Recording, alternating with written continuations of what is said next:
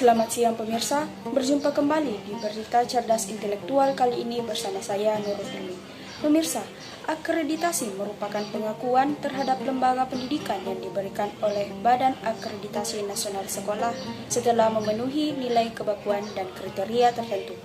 Dalam hal ini, pada tanggal 4 Juni dan 6 Juni 2022 di SMA Negeri 9 Jeneponto telah dilaksanakan penilaian akreditasi oleh Badan Akreditasi Nasional Sekolah.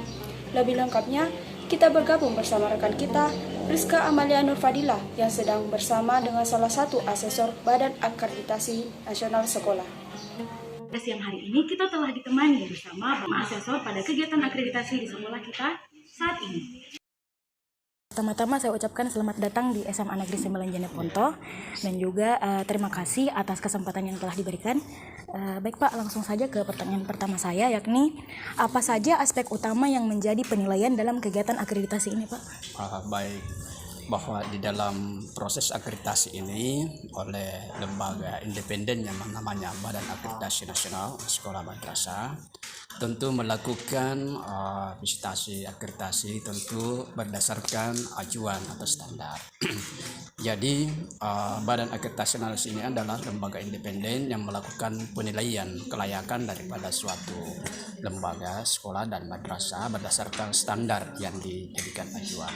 Yang menjadi standar di sini adalah standar nasional pendidikan. Nah, pada visitasi kali ini yang menjadi acuan itu ada 4 komponen, yaitu komponen mutu lulusan, mutu guru, proses pembelajaran, dan manajemen sekolah. Dari 4 komponen ini, di dalam instrumen itu sudah ada sejumlah indikator-indikator yang dijadikan dasar bagi akreditasi atau badan akreditasi dalam hal ini asesor dalam melakukan penilaian atau visitasi di sekolah. Itu. Nah, selanjutnya Pak, siapa saja pihak yang terlibat dalam kegiatan penilaian pada kegiatan akreditasi? Ya, di dalam proses penilaian ini ya tentu dari BAN ini tentu akan menentukan dan memilih asesor.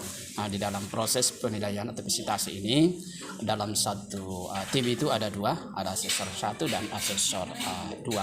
Tetapi pada prinsipnya di dalam proses penilaian ini sebenarnya ada juga penilaian yang dilakukan oleh sekolah itu sendiri.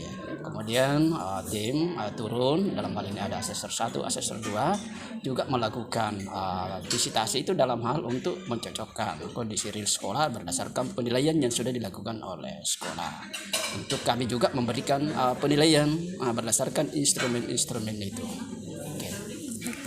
Selanjutnya Pak, kapan sekiranya hasil dari penilaian akreditasi ini dapat diumumkan? Oh begitu. Dari segi kapan hasil ini, tentu kan ini proses akreditasi kan ada tahapannya.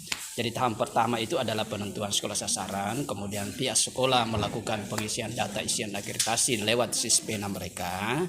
Kemudian setelah semua melakukan penilaian terhadap IPM, IPR, data unggahan dan data isian akreditasinya, di situ sudah ada hasil. Selanjutnya ada tahapan namanya asesmen kecukupan yang dilakukan oleh asesor. Setelah itu dilakukanlah visitasi. Setelah visitasi ada validasi. Kemudian pada akhirnya nanti ada pertemuan, ada musyawarah di dalam penentuan hasil itu. Jadi ada memang tahapannya. Tapi kalau dari segi kapan, saya juga belum bisa memastikan tahapannya. Tapi paling tidak hitungan 2-3 bulan lah dalam proses ini. Ya sudah bisa didapatkan hasil penilaian akreditasi kita untuk sekolah Ananda. Okay. Selanjutnya Pak, selain SMA Negeri 9 Jeneponto, sekolah mana saja yang menjadi sasaran dari tim akreditasi? Untuk tahap kedua ini, khusus di Jeneponto ini ada 4 sekolah yang kami visitasi. Tapi sebenarnya banyak, tetapi kan tim itu terbagi. Untuk tim kami berdua ini ada SMA 9 Jeneponto, Madrasah Sanawiyah Muhammadiyah Tamalatea, kemudian SDN Bontoramba, dan SDN Bangkala. 20 Bangkala. Selanjutnya Pak, bagaimana pandangan Bapak setelah kegiatan penilaian akreditasi ini? Apakah sekolah kami layak mendapatkan akreditasi seperti sebelumnya Pak? Kalau persoalan layaknya, itu sekolah itu layak atau tidak itu kan ditentukan oleh sekolah. Kami menilai belum bisa menentukan layak atau tidak karena masih ada proses. Jadi sekarang baru kami menggali data, kami mengumpulkan data, setelah diolah dan diproses, kemudian setelah itu divalidasi baru bisa ditentukan layak atau layaknya.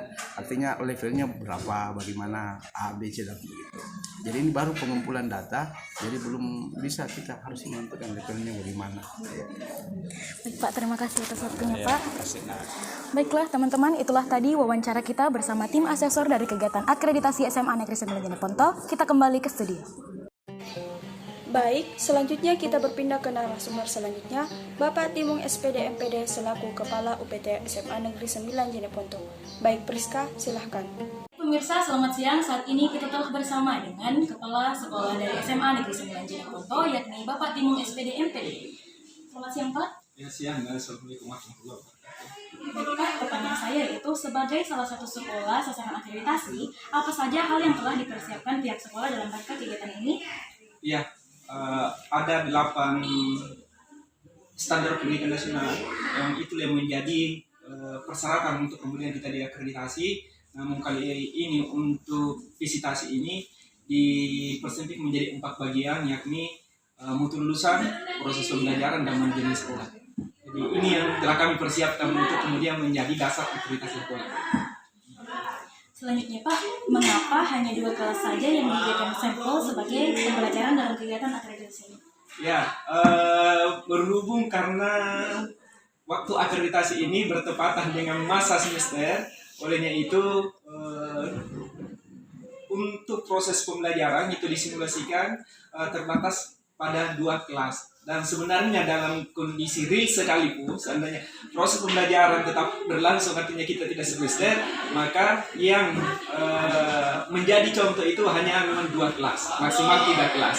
Jadi apa yang dilakukan oleh Badan Akreditasi sebenarnya sudah memenuhi standar daripada indikator penilaian itu. Selanjutnya Pak, bagaimana harapan Bapak setelah kegiatan akreditasi ini? Ya, mudah-mudahan setelah akreditasi ini, karena tentu saja untuk menuju yang paripurna itu memang sulit, tapi tetap kita usahakan. Mudah-mudahan minimal lah rentangan nilai kita peroleh itu minimal sama dengan sebelumnya. Ya, kita tetap berharap, dan apa yang kita usahakan selama ini itu adalah bagian dari harapan kita. Mudah-mudahan kita mampu tetap berada pada akreditasi itu, karena akreditasi ini besar pengaruhnya terhadap sekolah, terhadap pengembangan sekolah. Jadi ada beberapa program kementerian mempersyaratkan bahwa sekolah itu akreditasi A. Ambil contoh, untuk penerimaan mahasiswa untuk jalur pengurus OSIS, maka salah satu persyaratannya adalah sekolah itu akreditasi A. Ya, dan tentu saja upaya-upaya telah kita lakukan, upaya-upaya itu telah kita lakukan untuk bagaimana bisa memenuhi supaya bisa kita tetap pada akreditasi A itu. Saya kira seperti itu. Terima kasih atas waktunya Pak. Baik pemirsa, itulah tadi wawancara kita bersama dengan Kepala UPT SMA Negeri 9 Jeneponto, yakni Bapak Timung SPD MPD. Selanjutnya saya kembalikan kepada studio. Terima kasih Priska. Pemirsa, persaingan yang terjadi di dunia pendidikan terus menjadi perhatian. Salah satunya, bagaimana sekolah tersebut mampu menyuguhkan kualitas yang baik demi masa depan siswa-siswinya. Demikian liputan baca jurnalistik terkini. Saya Nurul Ilmi dan tim liputan baca jurnalistik ucap pamit.